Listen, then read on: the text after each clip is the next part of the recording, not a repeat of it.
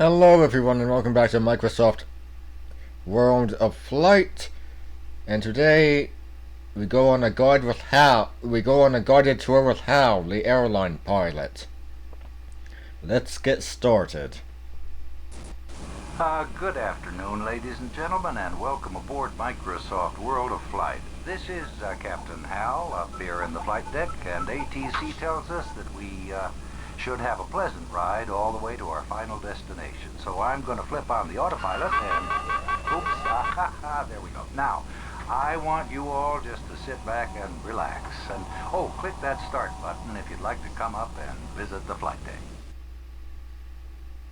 Well, that UFO is something you don't see every day. The planes we fly these days sure have come a long way. It wasn't too many years ago that pilots had to wear a helmet and goggles, and now, well, I need special bifocals just to read all the computer displays. Wonder where I put those things. Well, anyway, with all the computers up here, I got plenty of time to monitor the systems and still keep you up to date on our progress. I hope he finds this bifocal, so we might end up, flying into a mountain or something. As you can see, modern airliner computers keep track of everything from the tire pressure to our ground speed. We can come in for a landing when the fog is so thick you can't see past your nose, which is what I'm going to have to do if I don't find my glasses here. Well, anyway, these displays might look confusing, but they're a big improvement over the cockpits in the old days. Like a lot of airline pilots, I learned to fly in the military, trained on bombers.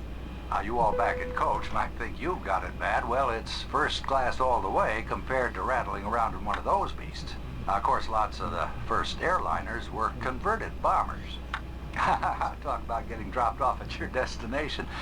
But everything de Havilland and Boeing learned about putting bombers together helped them build the big, sturdy planes that you all ride around in today. Now, the first airplane I ever rode in was a DC-3, the granddaddy of all modern airliners. When it first came out, it was set up as an overnight sleeper. Passengers rode in bunk beds just like on a train. Pilots loved it, except the cockpit leaked in the rain. I can imagine. It wasn't long before jets came along, though, and boy, did they change things. They went twice as fast as the big prop jobs and carried twice as many passengers. Why, nobody'd even heard of jet lag until we started scooting across the Atlantic in just 6 hours. Of course, shooting through the sky at nearly the speed of sound does complicate navigation. By the way, for those of you on the right side, we're coming up on, well, it's a mighty big town, isn't it? Fortunately, our navigation systems have kept up with the planes. We used to steer by the stars, and now we use satellites. Things were a lot different back when people started making long-distance flights. Of course, navigation really wasn't the biggest problem. I mean, it's pretty hard to miss Europe. No, those Pathfinders had to worry about keeping the engines running and staying out of storms. Yeah, storms can be dangerous. Yes, sir, the weather's about the only thing that can keep us on the ground these days. So, when you all hear that we're going to be delayed on account of weather, try and sit back and relax. You don't really want us trying to punch through a thunderstorm now, do you? I got a great view up here, and those things scare me. Yeah, it must be scary.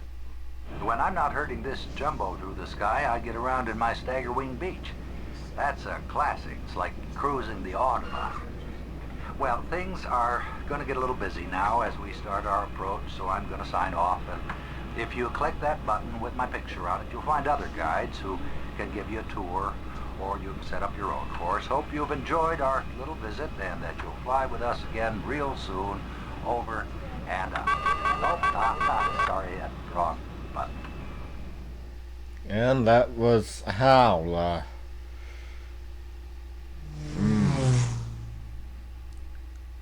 With the wrong buttons he hits, it's a bit nerve-wracking. Anyway, that's all for today. I'm Brian Croydrigan signing out. Stay straight.